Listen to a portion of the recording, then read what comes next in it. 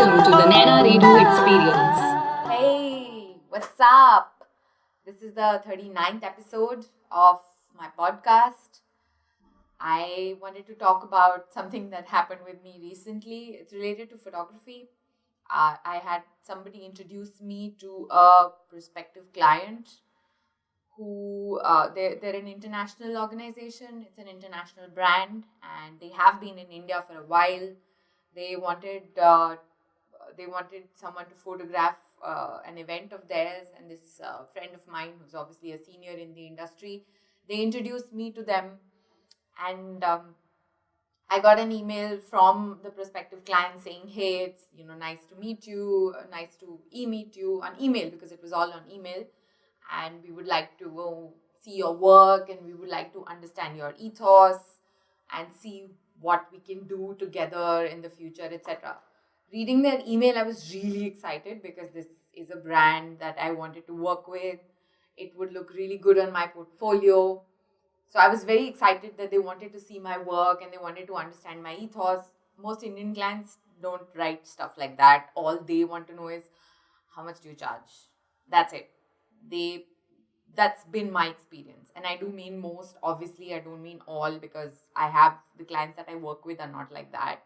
It's mostly obviously prospective clients, and invariably something happens where it doesn't work out, because if you're shopping for only on the basis of price, I am not the right person to work with, because I am not selling you 10 photos. I am selling you something that works for the brand in the long run, something that can be used to tell a story of the brand. So it's not something as simple as 10 clicks of the shutter and this is what I charge per shutter. That is a factor in the cost of photography.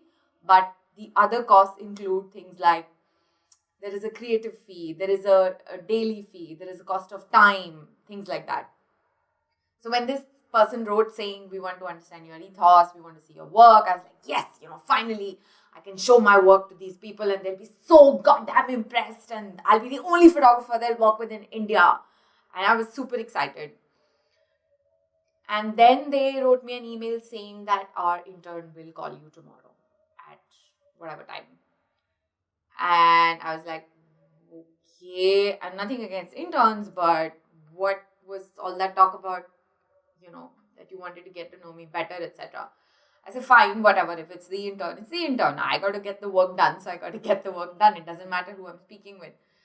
So I eventually spoke with the intern, and their question to me was, how much do you charge? Which is always a very disappointing question to start a conversation with. For me personally, yes, money is important. It is very, very important. I am able to pay my rent. I am able to buy new equipment. I'm able to do a bunch of things because I get paid. I get money. So it is very important. And it is important in the sense that without that, I'm not really interested in doing work for free, because I'm not a slave. I would like to be compensated for the things that I do, and I do them well. So money is important. I want it to be part of the conversation. I usually bring it up first because I understand most people are extremely uncomfortable talking about it. I have been there. I have been extremely uncomfortable talking about money for most of my career. So I get it. I get it that this is not something that it makes us squirm. It makes us tighten our butts. Like, oh my God, I have to talk about this now. I still squirm a bit, but I am a lot more comfortable talking about it because I understand why I charge what I charge, and I am at peace with it internally. I don't need to justify my rates to someone else. I do need to tell them that this is what I charge now, and that's it. It's like going to it's like shopping for a house, for example. You are told this is what it costs. Now you can negotiate a little bit, understanding what the market rates are, etc. But photographers don't openly disclose what they charge, so clients generally don't know what the market rates are. Their idea of what the rates are is based purely on other photographers that they might have worked with in the past. Now, the kind of photography that I do is also quite different from what has traditionally been happening in the industry. You usually have photographers, someone's an automotive photographer, so they photograph only cars and vehicles and bikes. You have photographers who shoot magazine covers, and that's 90% of what they do. What usually happens is that these photographers do have one specialization which they show in their portfolio. They do shoot other stuff also, but they just don't show it to you. I know a lot of photographers in advertising, for example, or people who specialize in a particular genre who also shoot weddings, but they will never openly, publicly on their portfolio say that we shoot weddings. They get that kind of work from word of mouth, etc. My problem is the way I look at it, especially from a client's point of view, that I do a lot of stuff. I shoot across all kinds of genres. So it's hard for clients to understand what exactly it is I do, which is why I say I'm a photographer. As a photographer, as any photographer, you should be able to photograph any subject. So the conversation about pricing is always used to always be hard, because clients would come back to me and say, hey, this photographer charges so much money, so why do you charge this different amount of money? Obviously it was usually higher than what the other photographer charged, and that other photographer was considered somehow to be more popular or famous, or had been around longer than I had. So these things kind of were always a problem to explain why I charged a certain amount of money, what is it that I was bringing to the table. Usually I just assume that my portfolio on the website would be good enough to convince someone that my rates are worth because of that kind of quality. But it never works. It, unfortunately, like, it works, but maybe 1 or 2 in 100 inquiries that I get would already come to the table with the understanding of the quality of work that I do. Most come to the table without even having looked at my work, which was the case in this email exchange and phone call as well. They had not seen my work. They had no idea of what kind of experience I had. They had no idea of the kind of clients I'd worked with. They'd never seen a single story that I had put together from start to finish. So they asked me, how much do I charge? I gave them a figure, and there was an audible gasp at the other end of the phone. To which they then responded that the budgets were very different, which obviously is speak for that's not the kind of money we're looking to spend. It's probably 1/10 of what you just said. I just wish people would just say it. If you have a budget, why don't you just share that with whoever you're speaking with? You say that, okay, look, I'm in the market to buy a house, for example, and my budget is 2 crores. And then you go around shopping on the basis of that, a little bit here and there. Maybe you can say, okay, I'd 2 crores for a 3-bedroom house, but then the market says that no, you can get a 2-bedroom house in 2 crores. So you reduce your expectation of deliverables. So that is negotiation, right? So when you come to a photographer, you can negotiate on the basis of 2 things very, very easily. One is the number of images. So for example, if you're willing to spend 1 lakh on 100 photos, for example, which is a lot, and but the photographer says that I charge 2 lakhs for 100 photos, but your budget is 1 lakh. So then you say, okay, I can make do with 50 photos, but my budget is only 1 lakh. So the photographer has to deliver less number of images in your budget. So both parties are happy. That is negotiation. That's what you have to work out. You can't get stuck on saying, oh no, my budget is 1 lakh and I want 100 photos in that. No, that's not how it works. That is one. The number of photos is where you can negotiate. The other thing you can negotiate on is usage licensing. Yes, that is a thing. Yes, a lot of photographers in India have no clue what that is and do not ever include it in their contracts if they have contracts. I do. I have always included it. Yes, India is a different market in that sense. Different types of clients, different types of photographers. So you have to find what works for you. What I do is my usage licensing is pretty clear. Depending on the kind of client I'm working with and the kind of usage they come to me with, they say that we only want it for PR purposes. Now, PR purposes means that they could give those images to magazines, to newspapers, to online online publications, and those people would use those photographs to kind of market this brand. Now, my usage licensing, so that's one thing. Again, you can negotiate on. Now, if the client has a larger budget, then it can include advertising usage. which means that you can use the image on hoardings, for example. You're directly selling a product using those images. You're advertising your product or your brand. So you can negotiate on the basis of that. You can tell the photographer that, hey, okay, these are your rates, but our budget is, for example, half of that. And we don't need advertising usage. We don't need, usage. We don't need editorial usage. We only want, for example, only internal, or we want to use it only digitally. There will be no print usage. Or we want to use it only locally in this state. We don't want to use it pan-India, or we don't want to use it internationally. So the larger the scope of the license, the more expensive a photographer will be. A lot of photographers in India have no idea about this. When I started, I had no idea about this either, which basically means you need to self-educate, or you need to speak to a photographer who knows, which is a problem because a lot of photographers themselves don't do this. They usually just give it all away. Now, one of the things that you need to keep in mind in Indian law, as I've understood from copyright and IP lawyers that I've spoken with, is that in your contract, you're supposed to clearly write that the copyright rests with you as a photographer. Because internationally, the thing is, you don't need to mention that. It is automatically assumed that the copyrights remain with the creator unless it is a work for hire agreement. So in India, you need to clearly specify that, because if you don't specify that, copyright automatically transfers to the client, which doesn't really make any sense because you've created it. The copyright should stay with you.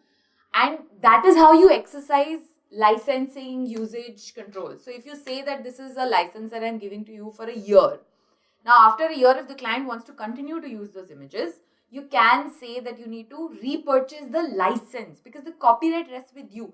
Copyright resting with the photographer does not mean that the photographer can sell these photos with the brand's IP in it. So if the brand's logo or the brand's products are in the photographs, I cannot commercially sell those images. I can use them on my portfolio. I could even maybe do an exhibition, etc. But that's a whole different side of things.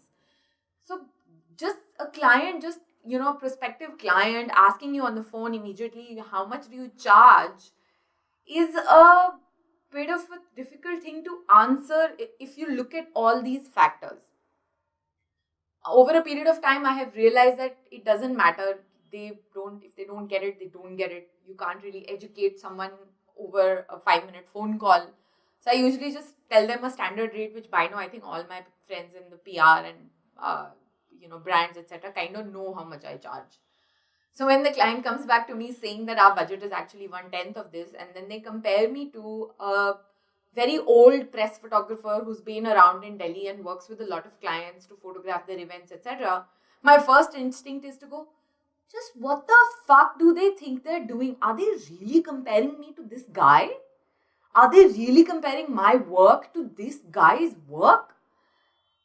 It's, of course, the initial response is based on ego, which even though I would love to believe that I have none of, I have a lot of.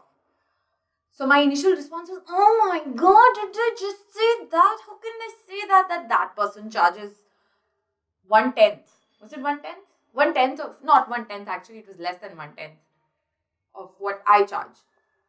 I actually told them that, dude, that's great, but that's not what I do. What they do is not what I do. My work is different. Like, have you seen my work? Obviously they hadn't, which they very politely and unashamedly admitted to. Oh no, I have not seen your work. Please go see it. Please first go see my work. Then let's have a conversation about what do you need? Where are you coming from? What is the brand about? What are your requirements? Show me reference photos so that I have an idea. I understand you're not a photographer. You might not be able to articulate what things you need. But if you show me reference photos, I can kind of understand what it is you have in mind. Now, the problem is that if the client has been working with that photographer for, the last 5 years at a budget that is X, when they want to, even if they go see my work and they want to work with me because obviously my photos are better, hello, then the problem arises when I tell them that my rates are 15x, for example. And they cannot understand that gap. What is that gap? And that is where the sweet spot is. That is, if you can find an answer to that gap and explain it to the client very simply where they kind of understand it, the market is all yours. Now, that has been the hardest thing for me to do, and I still don't know what the answer to that is. How do I convey the value of my work and why it costs that kind of money without having to justify why I charge what I charge? I don't know the answers yet. I'm still figuring it out. I've been in this industry for about a decade plus now. Still, this is pricing, negotiations, how to understand what the client's requirements are, how to figure out a way to work around the budget, etc. So the client eventually upped their budget. So if their budget had been X, they upped it to about 3X. And they said, that's all we can do. So then I asked them that, okay, the number of photographs, for example, was one point where I negotiated, and I am going to give them 1/10 the number of photos that guy used to give them, for example. Of course, that still doesn't justify such a high drop in value, but I decided to do it because there were a number of assignments in one go that I would be getting from this client, and the client is somebody that I would love to show as my client. So on my portfolio, that will look wonderful. And I want to work with them over a longer period of time. The other hope was that once I do this for them for 3x, they might see that, okay, we do want to work with this photographer in the future. They might call me for more exclusive kind of work that no other photographers in India have been hired for. So that is another reason why I agreed to do it in a lower rate. My invoice to them included the fact that my actual pricing was X and that I was giving them this much percentage of discount, which brought the total price to whatever. So it is important for you to convey at every step that the value you are giving is this. It's fine if you work, when you're young, especially you're getting work, you sometimes think, let's just do it. Money, fine if you're not getting any money. If you can afford to work for free, that's what I keep coming back to. Can you afford to work for free? Usually, if you come from a place of privilege where you have money, family money, where you have parents taking care of your expenses, you don't have to worry about things like rent, then you are in a position where you can afford to work for free. I would still very strongly suggest that you don't work for free because you are working and it needs to be compensated. So ideally, that is the way to go. And if you even for a moment think that, maybe this one I can do for free, you're opening, it's a slippery slope basically. You need to understand that and go in with full self-awareness and make it very, very clear why you're doing it. If it's a business decision, the client needs to understand they are getting a certain amount of value for a certain amount of money. So it's a choice you need to look at as a business decision. Don't look at it emotionally. This will be so cool, I really want to do it. No, you're running a business. You need to make a profit. You need to have revenues. So it needs to be, okay, so this client's name will look good on my portfolio, which will work for my marketing and business development efforts. Maybe I can give them a 10% discount. Okay, so they don't want so many photos. They want only so many photos. So maybe I can give them another 10% discount. And you please very clearly mention this in your invoice. I'm obviously assuming that there's a contract where you will have also written down usage licensing. Even if you're not a professional photographer, if you're a blogger and you end up, your client wants to use the images that you've produced, you need to have a usage licensing there too very clearly. Because tomorrow, what if they use your face to sell one of their products and they end up making crores in profits, for example? What are you getting out of it? You need to receive value there because you're helping them sell their product. You're helping them promote their brand. That's what celebrities get paid for. Those are endorsements. Sure, you and I might not be celebrities, but if our faces, our likenesses are being used for endorsements and we are helping them push products, we need to get a slice of that pie. It is as simple as that. I don't understand why we are still in 2017 steeped in this culture for, but how can I ask for money? That sounds so cheap. No. You go and buy onions, you go and buy milk, You subscribe to Netflix. You pay for everything. Nothing is for free. So why do you have to feel that, how can I charge for something? You charge for your work. You are providing value for which they are giving you money. It's an equal transaction. So this conversation of pricing and how to do your contracts, etc., is very important, and it's not a lot of people are open about it. So for example, for someone like me, it took me forever to understand what this was, how to work it, what kind of contracts to have. Keep them simple, because a lot of clients will look at 10-page contracts and go, oh my god, this sounds really complicated. So yes, if it is complicated, then you pull in a lawyer friend and you write a contract and you involve the client's legal team. You need to be comfortable with legal terms. You need to be comfortable with how to negotiate. You need to be comfortable with how pricing works. You need to be comfortable with things like marketing, business development. What do these things mean? How are you going to use them to further your cause? And your cause is spreading awareness about your work. So this last client interaction, I was just trying to kind of give you an idea. It's not exactly a case study. I've tried to stay on point as much as possible without divulging any confidential details. But that was how I kind of went about it. And of course, by now the assignment has been done and published and the images have been used, etc. And we will see what happens next time when they have to hire me, because I will bring it up that, look, last time you hired me for 1/10 my price, and you saw the kind of quality that I deliver. You loved it, you liked it. I would now like to be paid what I charge. And I'm pretty sure that that's not going to happen. But from 3x, it might come to 6x. And so the cycle continues. And every new client that you bring on who actually hires you and pays you, I am eternally grateful for them, because that basically gives me more material to do my marketing with. It gives me more material to do my business development with. So every new client that I get means that I get more clients, which is why I have a blog, which is why my photography portfolio exists online. Doing that work and showing that work further helps me get more work. And that's the cycle that you need to understand, which is why in one of my previous podcasts I talked about how photographers can use social media to further their portfolio, how they can use it to get more work, etc. So this is a constant circle, continual circle, ideally, that you should keep on. You should have a mix of different kinds of work that you do, so that you do work in one category and then you do work in another category. By the time the older work that's being published attracts another client from that same category, and then you do that. So you know what I mean. That's the kind of work that you have to constantly keep doing. It's not just about going and shooting. There is a process of shooting, editing, and sharing. So you also have to put together a story. You have to edit the images. There is post-production. And then finally, the way you share it. So there needs to be a sharing plan, marketing plan, how you edit it, how you select it, things like that.